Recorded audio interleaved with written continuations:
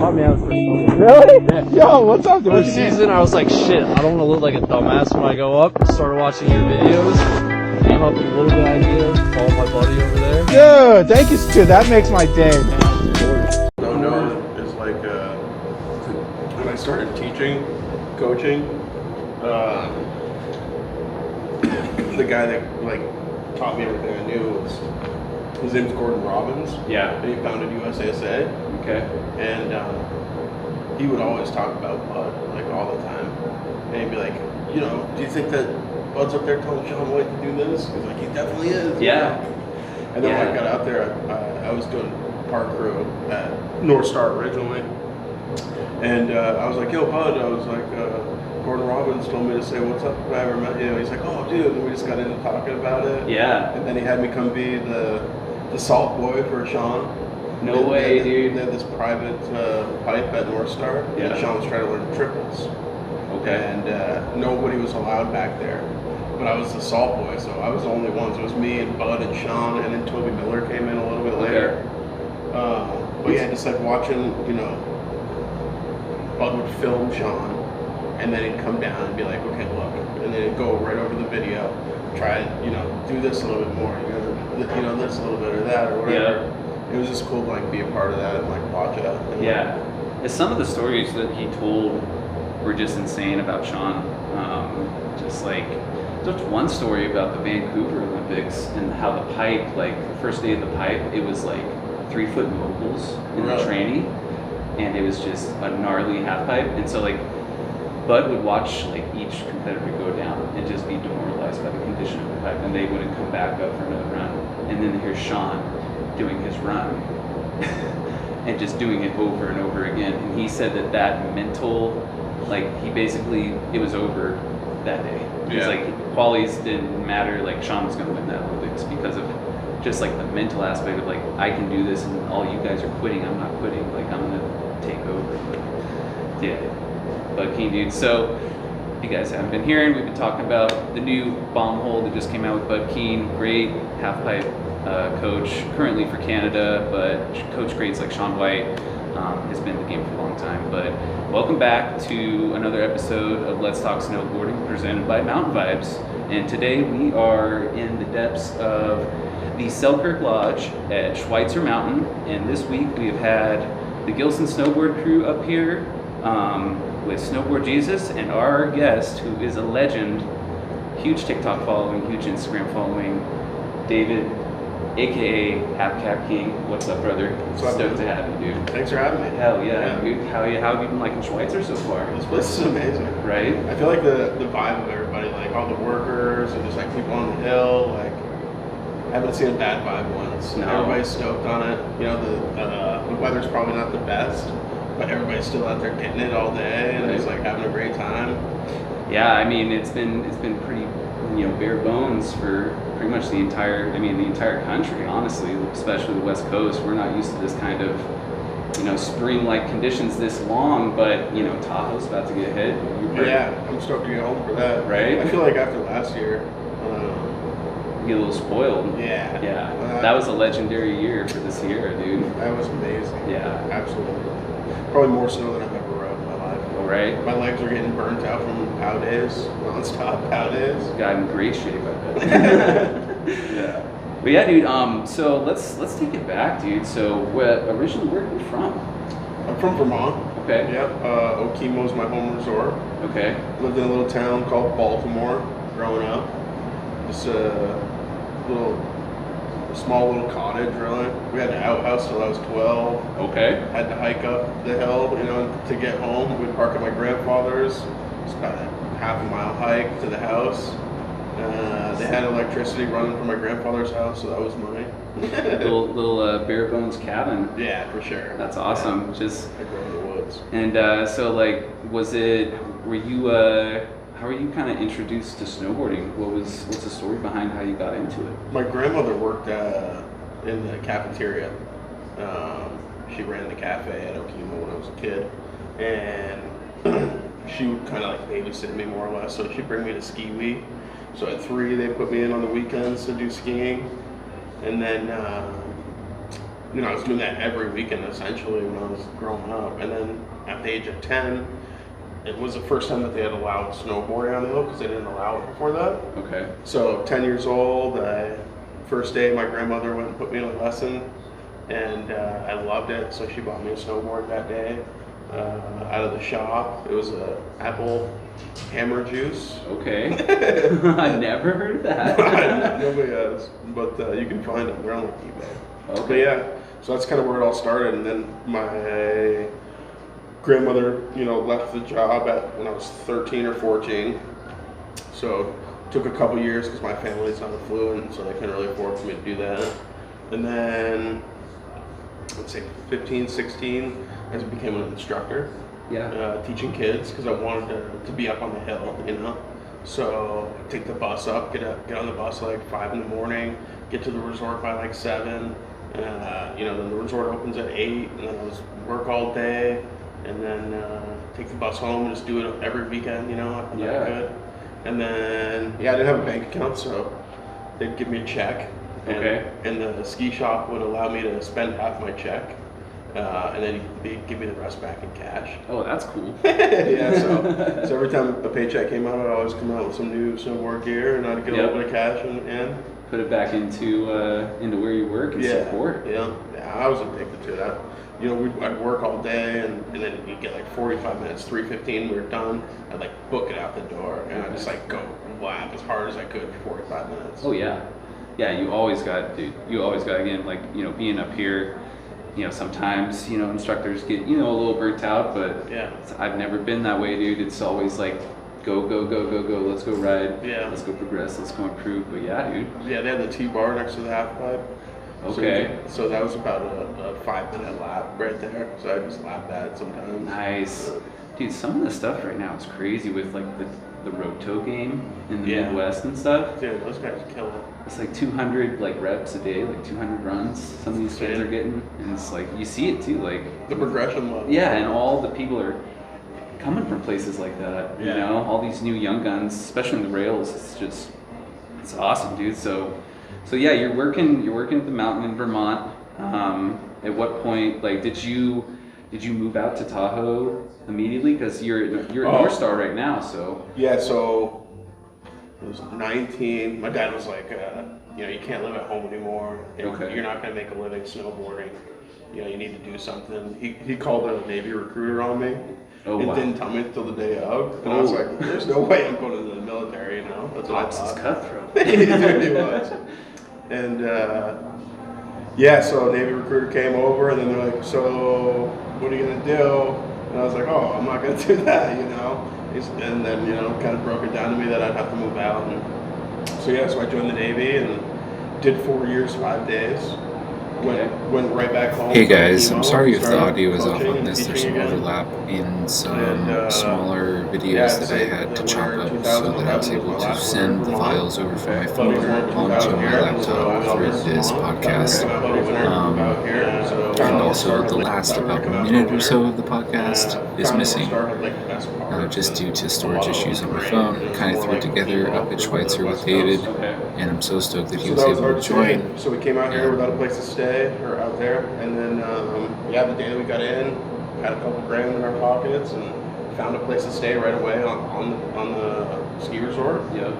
And we moved in that night that we came out. So many great stories like that, too. Yeah. So we just had to do it. You know? Yeah, I mean, I've had homies up at Hood that just lived that life, you know, like up at the mountain, up at the Scummets for the employee housing, splitting it between 5, 6 other people. Yeah.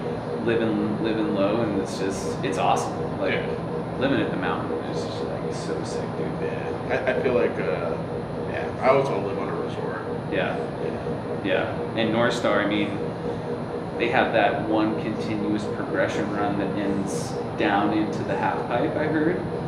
I can't remember the park. The park, yeah. The park run. Mm-hmm. That's awesome. Dude. Yeah, their park out there is so good. Mike Shabani, I think his name is. Okay, yeah. He's been, running the park, and I mean, they're just so on top of it. There's kind of like a rotation of guys going all day that's just like cleaning everything up, and himself, he's out there like raking and stuff. You don't see that too often. Yeah, great shaper, man. But they're always like changing things too. Like You know, they'll have certain areas where rails, boxes, or snow features are every season. And it's pretty well made up because it's like when you first get up there, it's like a rail line here, and a little bit lower is like a box line or like a snow feature line, and it kind of goes that way until you get to the jump section.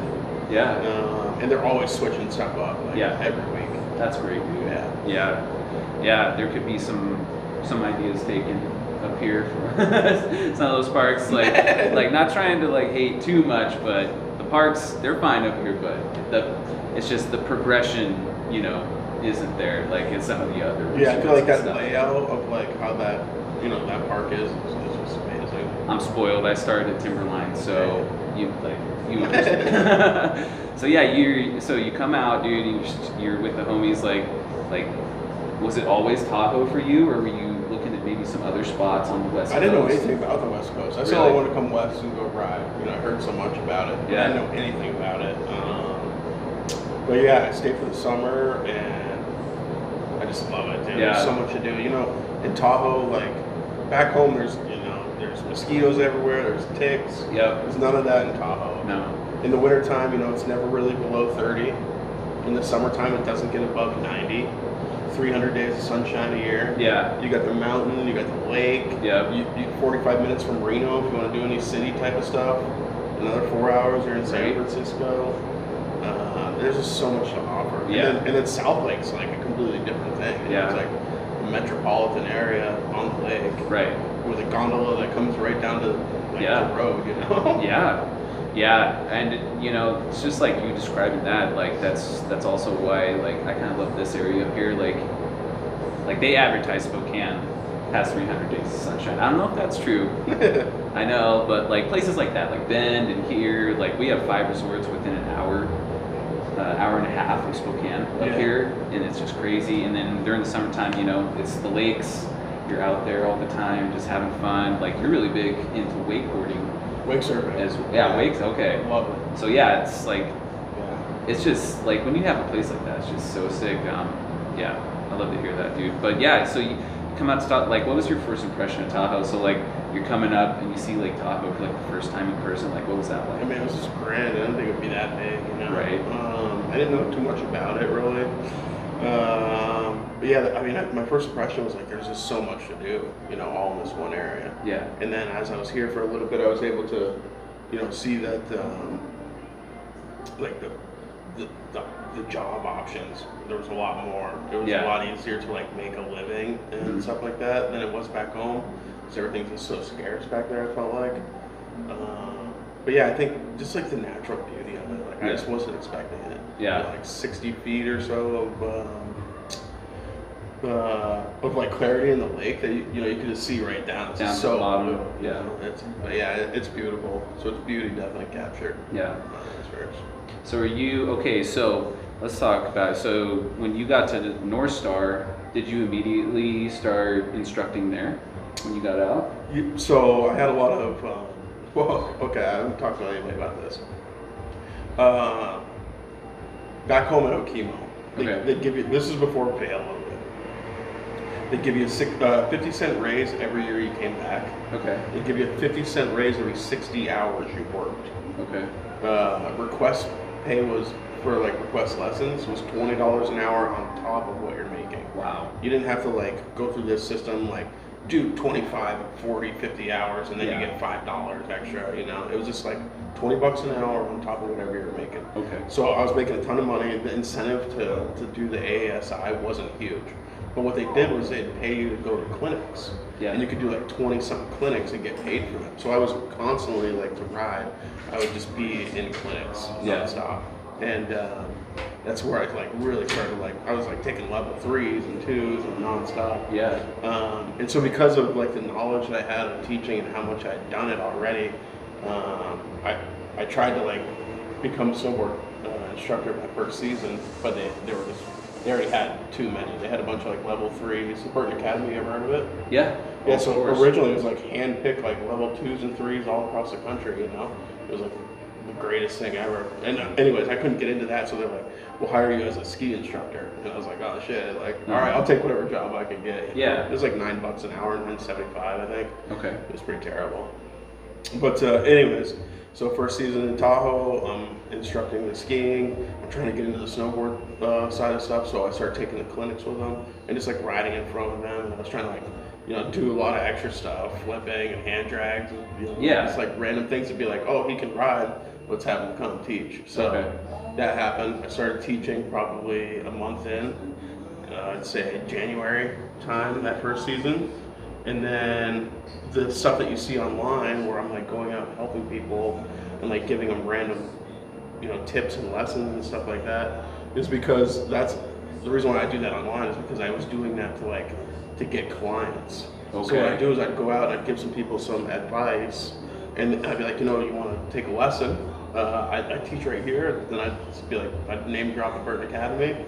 And they'd be like, yeah, sure, you know, and that's how I started, because I was doing that to get clients.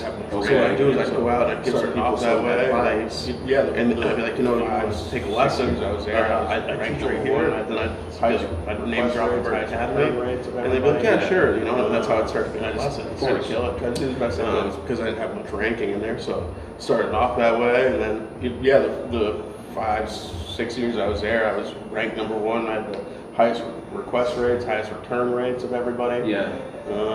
And I just tried to kill it, tried to do the best I could because I loved it. You know? Yeah. So I totally understand that. Like, I'm a snowboard instructor as well, and you know that pay scale and all that stuff. That sounds sick. Back at your home in Vermont, like that's like golden age stuff right there for us. And you know, as it's kind of gone along, it's kind of dipped out, and you know, Ozzy comes in, and you know, you have to get your ed credits and all this stuff, and it's just like it's a lot of time and effort plus money that you have to put out to satisfy them. Isn't that crazy? Yeah, and it's like sometimes I just wish it would like be covered a little bit more on their end, and there was a little more innovative on like allowing people to like the way they get clients and stuff like that, and those repeat clients, because we have instructors up here that have been here forever up here at Schweitzer, and they have clients booked out for the whole season and stuff. Just from them, like going up to people, just like you did, like going up to people on the hill, being like, hey, you need any help? Like, I can give you a tip right here, and if you want to take a lesson from me, here's my card. Like, whatever. Like, go down and ask for me. And it's super sick, and I don't know. It's just lately, it's just kind of died off and stuff like that. And so, at what point were you kind of like, okay, I'm kind of done with being like with working for the whole resort thing, and I'm gonna like really dive into, you know, this social media and trying to be creative and do my own thing?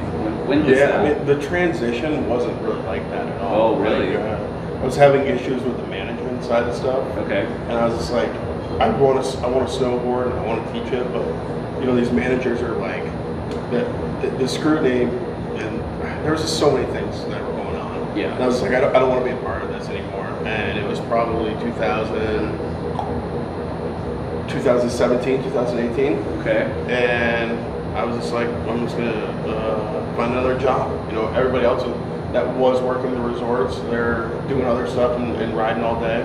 So let me find a job. So I became a valet, and I did valet for about 8 years total. So whenever that was, that's when I started. Yeah. So I'd do valet at nights, and then I'd ride all day, and I just do valet and ride. Okay. And I like to make videos, so I was already making videos in 2015. Yeah.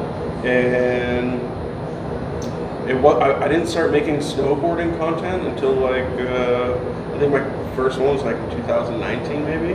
There was here and there, but it wasn't like what it is now, you know. Okay. And yeah, I remember like watching Casey Willax and be like, you know, I want to do something like this. Yeah. And so I took the camera. I had this Instant 360 when it first came out. Nobody was really using it, and I hadn't seen anybody online, you know, posting videos like this. So first few videos didn't do too well, but I was like stoked on it, so I didn't really care, you know. I probably had 50,000 followers. Okay. And yeah, I did a turtle roll one day, just a fake fall, just doing stuff I always do, you know. Yeah. And like an hour later, I looked, it's like got like 100,000 views. I was like, oh my god, you know, and 10 million before the end of it, and that's just where things took off. Yeah. I just started posting every day. I was doing 3 videos a day. short form, funny stuff, helping people out, like whatever I thought was cool. You know, I'd already go up to people, so I was just like, you know what, I'm just gonna keep my camera on. You know, I want to help this guy out. I was like, let me just film it, see, you know, whatever. I don't know if I'll use it or not, but Right. and yeah, people loved it. So I was like, all right, well, let me just keep doing this. And people were telling me in the comments, like, I'm learning from this. I'm writing, you know. And I was like, all right, well, let's just keep like teaching, you know. And yeah, so and that's kind of how things took off, really. I think, you know, I've kind of laid off a little bit on like the teaching and just kind of being, you know, a little bit funnier out there, but also like showing like what a normal day in the life of somebody that's out there riding. Right. It looks like I'm not out there doing triples all day, you know. No. Or, you know. Dude, we rode on Tuesday, and you know that was super fun. It was just great to get out there with you and stuff, and you know we hit the park, and so like you know I don't really send it too hard. I just try to carve and stuff like that. But there's one jump in our park right now. Homie gets in there, pops a little 3 with a grab, so easy and clean, and he's got the 360 in his hand. Like that was sick. And we were riding with a buddy of mine, Marty, who's also an instructor, and Marty goes, dang, dude, that was clean. I used to be a big park rat. Like, Yeah. I was like every run was park, you know. But the older I'm getting, the more I'm just like, I just want to, you know, this is my job now. Yeah. So I like. You don't want to bust yourself. Yeah, I don't want that to happen. But I really enjoy just like carving. I enjoy like some nice groomers, you know. Yeah, it's like, you know, it's like any day up at the mountain is a great day. It doesn't matter the conditions, like you make the most of everything out there, and that's what's sick. It's like I see the videos that you do, and you know, like it's a rainy day or like it's a crap day, but you're still out there, you know, stoking everybody out, just going up to them. And I think it's kind of a revolution, like what you started, and then what has grown into like you and Snowboard Jesus doing. And just going up to people is so dope because we all know what it's like to our first day at the mountains. It's terrifying, dude. Yeah. Like it takes so much effort before you even like take one turn. You know what I'm saying? You gotta get up there, you gotta get all your gear, you gotta get ready, and you just have to do so much effort. And I tell people that all the time, their first day up at the mountain. I'm just like, you should like give yourself a pat on the back. Give me a pound right now just for getting here, dude. Yeah. And you know what you guys have done, like helping people out, just giving out free advice because you know you have instructor like background. That's great, dude. That's just like that makes it so that the sport will keep going, and all this hate and stuff and everything that like I've seen, and just like the fact that people like don't get stoked on stuff that you guys do is just pretty upsetting to me. And I'm just like, why don't you, like, do you guys, like, want your kids to get into snowboarding when you're hating on him and, like, Snowboard Jesus online and stuff?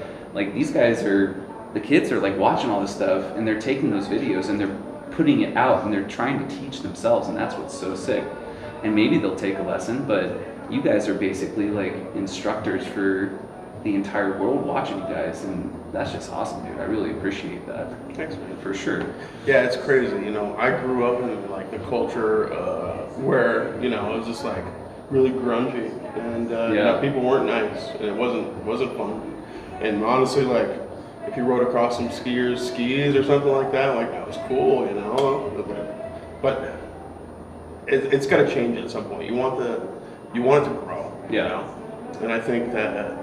With 80% of first-time riders never going again after day one, whether it's a lesson that they've taken or whatever's going on, it's like something's going to change to where more people want to come back. Where this is easier to learn. And now with prices everywhere, it's like there's got to be a way to get more information out to people that doesn't cost anything, right? Yeah. I think for the snowboarding of the future, it's super important to have stuff like this going on. Yeah. I really have always enjoyed what you guys have been doing.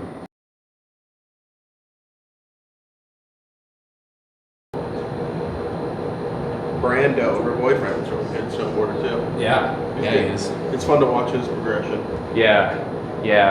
That's something that's really cool is like people that are putting out, you know, videos online and to be able to, you know, see them in the beginning and maybe give them advice or whatnot, or just watch. And then like over a year or two, you like see them get better. And it's just like, well, that's so freaking awesome. I know. It's crazy, and it's crazy how quickly it's happening too. It's just like, if you put in time, like, if you snowboard, you're gonna get better. Yeah. Right? The more you do it, the better you get. Yeah. And like, Meg's like super cool. Like, I sent her, like, she doesn't like consume like all the videos and all that stuff. So like, whenever I see like a really well put together like greenhorn that Gimbal God did with Judd Hankus, I sent that to her. She was like, "This makes me want to go film." I'm like, "Yeah, isn't it great?"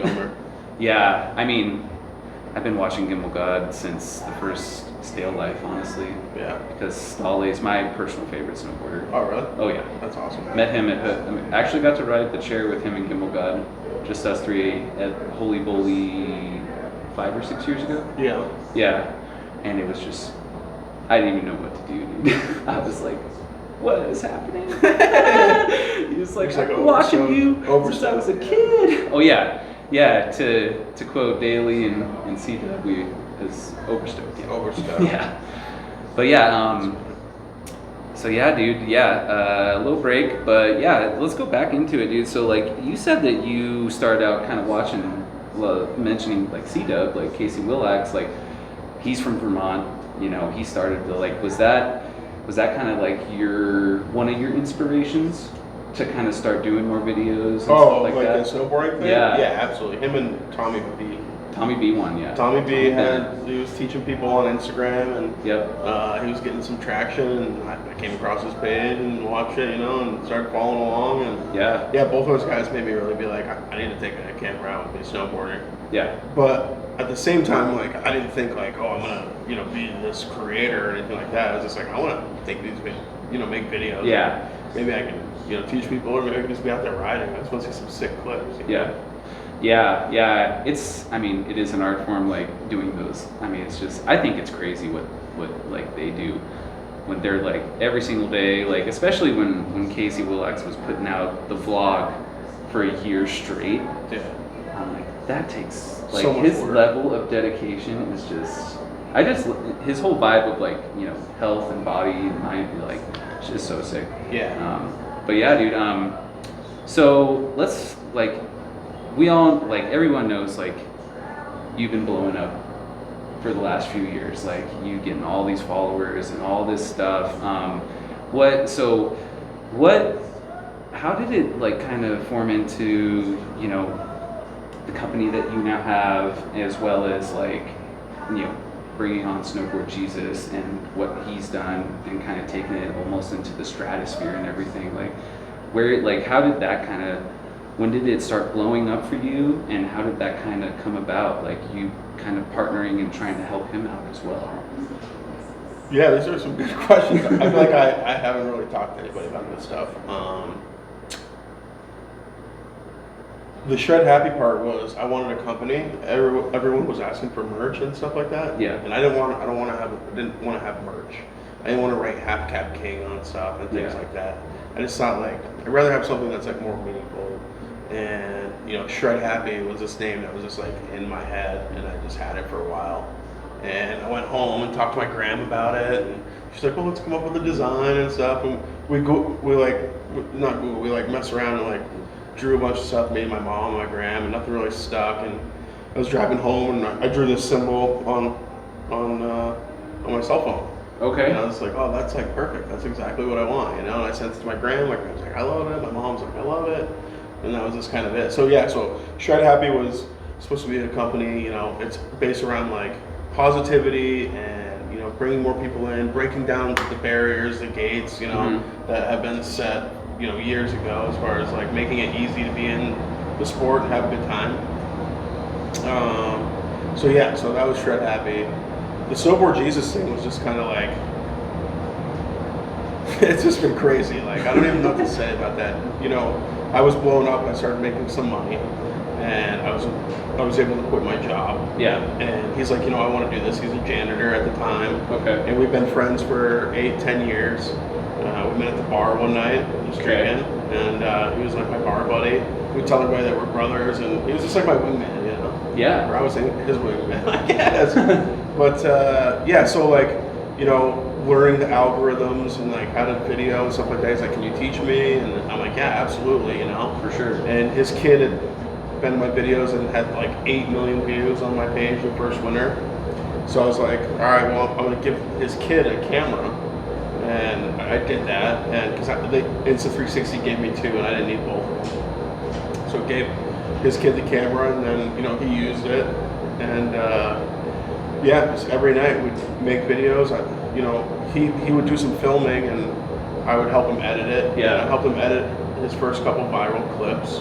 Awesome. And then from there, everything blossomed and just like grew, And he's like, yeah, it's so crazy to think like one day, he could have 1 or 3 followers on TikTok, and here we are a couple years later, and he's a giant, Right.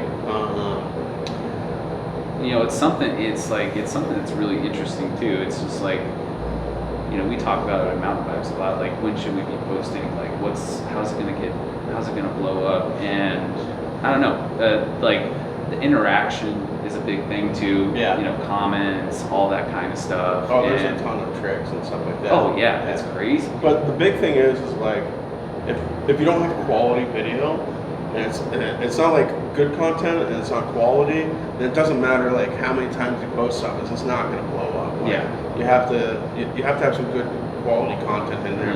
A big thing for me is like, I used to watch nonstop YouTube since like 2012. Yeah. So I watched all the old guys, Roman Atwood and Casey Neistat and Vitaly ZDTV. I used to watch those guys nonstop, and I learned stuff from them. And Casey Neistat used to put out a bunch of stuff about like making videos. Yeah. And I just like retained all that information. And one thing that was like big for me was like creating stories. You have a problem, and then you see this like journey, and then a solution. Right. And then with TikTok, if you can put all that into 15 seconds, and it be some good clarity, you're doing it nonstop. And then there's like this like point system. There's so many things, like when someone's watching a video that's short, and then they comment something, and then you ask them a question, and they go and answer the question, but that's also replaying in the background. So there's like these re-watching points and stuff like that, and like constant commenting. Like, there's so many things you can do. Yeah. It's crazy. It's fascinating, dude. Yeah, it's a whole world of just Yeah. like things you can do to, see growth and stuff like that on pages. Yeah, and it's something like I've kind of started diving into it, like doing this podcast and stuff like that. But I've always felt like the people that want that it's their goal to blow up, right?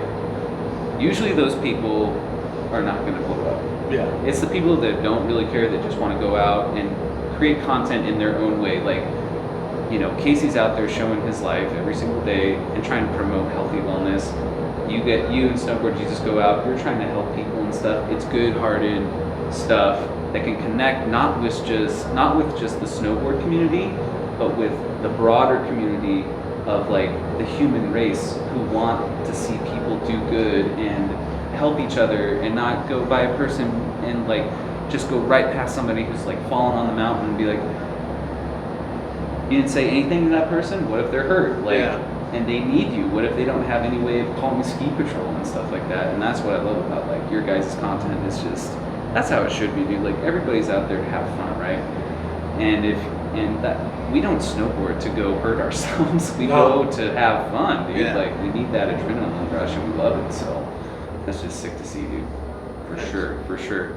But yeah, all right, dude. So, we've talked all about it. You're here now and everything. You're kind of traveling the world, living out your dream. What's next? Like, what's the big plans for you? Like, you've kind of seen a lot and done a lot in the last, few years. Yeah. What's the next big thing for David, dude? I think eventually I'd like to just kind of step back from creating as much. Okay. And be more behind the scenes. Yeah. And kind of do what I've done for Snowboard Jesus with other creators. Yeah. And just kind of help people grow, or brands grow, come up with creative ideas for whether it's videos, editing, things to do. I think that's probably like the end goal. Shred Happy is something I'm really passionate about, but I don't want to blow up overnight. You notice you'll never see us like make an ad or like post a video and be like, here's this or here's that. Yeah. I do have something planned for like the board that I made is named after my grandmother and has her card on it. I do want to make a video about that. Oh, that's This awesome. is kind of for her, you know. Yeah. But yeah, like we want to take this slow ride. We want to build slowly and build a good core community of people, and I think the same way. So I think, you know, Shred Happy obviously getting bigger and making it easier for people to get into the sport later on, years to come. I think that's a big thing. But yeah, I probably see myself a little bit more, you know, behind the camera than in front of it years to come. Okay. Yeah. Heck yeah, dude. Were you Let's expecting go. me to say that? No, I mean, I love that, dude. I think that, you know, you've had your time in front of the camera, Yeah. and, you know, that's something that I really like, you know, as instructors and like coaches, like, you know, it's awesome to be seen and do all the videos and stuff, but deep down we're kind of like, we just want to see like those other people succeed. Yeah. You know, I love to go out and shred, especially on a powder day and stuff, but you know what I get really stoked on is like going out and filming somebody who can throw down and getting that clip and sending it to them, and then like they're stoked on it. Yeah, dude, Yeah. I love filming riders so much. Yeah. Like a big part of that 360 when I first had it was because I wanted to film other people up close, you know? Yeah. And I still do it and do it for my buddies, but I don't ever post the stuff or anything like that. But like, you know, the gimbal god stuff, like that's totally what I'm into. Yeah, that was, I mean, gosh, Spenny, dude, he revolutionized, and I mean, he's the goat of like filmers to me. Like he spawned so many other guys that are doing the same thing. Yeah. And they just taken it to a whole nother level. But yeah, it's dude, crazy to see that as well, like the ripple effect of like the kindness and things like that. Like before I was making these videos, like I never saw wholesome snowboarding content, you know. Right. And now there's all these, you know, wholesome creators and guys doing it and stuff and like blowing up, and it's just so cool to see. Like it's literally changing the direction of snowboarding and how big it could possibly be. Yeah, and along with that, like the technology of like making it easier for people to like get into it. Yeah. Easier to get into the bindings, all the gear and stuff. That's great, dude. But it's changing. Let's finish this thing up with a little rapid fire, dude. Let's go. All right, so don't trick me. Okay. Pants or bibs? Pants. Okay. Give me your top 3 favorite / most influential snowboarders in your time. Okay. I'd have to say, influential in my time. Just people that like you've gotten inspired off of what they did, whether it be video parts or competition or whatever. It can be male, female. Arrow. Okay. Nate Haas from Vermont. Mountain bike rider, Nate Haas. He's my favorite rider. Yeah, the big dog, dude. I love watching him ride, dude. I know, dude. I saw him in the grocery store. I was too nervous to say hello, so I just kind of like walked by. He's so good. You like see stuff out of him that you don't see other people do, you know? He's such a good dude. He's just like so technical as well. Yeah, he's a really good guy. Jerry Tucker from Vermont. Okay. I think he did the first back-to-back 9, maybe. I don't know, something like that. I know that that was an Olympic winner, right, for Ross Powers. So maybe it was after it. But yeah, Jerry Tucker, you know, this guy from Wublo, he would wear like just like denim stuff, like dark black, and just like he's just a savage, dude. Those 90s stylish guys, dude. Jerry Tucker, man. Crazy style. And there's another guy, Matt Fortuna. Okay. When I was growing up, he was riding for Head, and he just sort of like the biggest back tens I've ever seen out of like the end of the pipe, like last hit, you know. Okay. It was just insane to watch. Absolutely insane. Hell yeah, dude. Hell yeah. Okay, so what's the worst trend currently in snowboarding?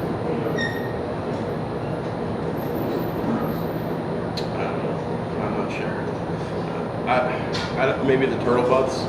Turtle butts, okay. Let's just not over that. I just feel like the turtle butts are great for like, you know, when you fall for an impact. Of course. But they're restricting so much movement at the same time. So it's like, okay, you know, you're gonna be safe from falling on your butt, but you're also restricting so much movement that you're now learning wrong. You're gonna have to learn in a different way later on. So if that's a trend, I guess that's probably. Yeah, I feel that. I don't want to say bibs because I don't want to hurt anybody. But no, I'm just kidding. I'd say probably just the hate. I just don't appreciate. I just don't like hate. I feel like the hate stuff's been around for a long time. I really don't try to address it that much. Dude, I was an 8-year-old kid, right?